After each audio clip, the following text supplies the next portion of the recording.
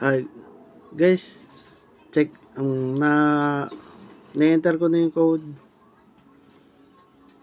Yung code na kasi, ang code ng Samsung na dito sa cover.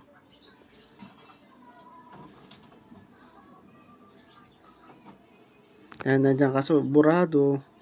Buti may nakita ko doon sa loob ng board, meron pa palang meron siyang code doon nakalagay. So may sticker. Testing natin. Nalagay ko na yung code dito. Nasaan ba yun? Ito yung code niya. Yan, madali lang naman. Ilagay. 12 yan. Alphanumeric code. Gumana siya.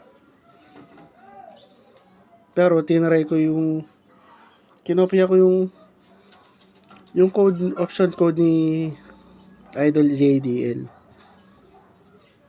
And nag-work na wala yung C163. Ngayon po, on natin. Kasi namatay po yung unit. Ayan o. In-off ko siya, 5 power button, nawala yung error. Ngayon, on natin. Guys, gumana.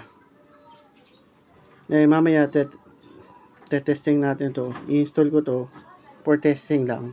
Nandito yung copper niya. For ano lang. Check ko kung okay siya.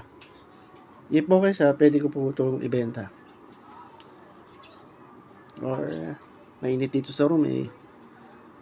Ilalagay ko na lang sa sala for testing. Kaya mamaya i-install natin to.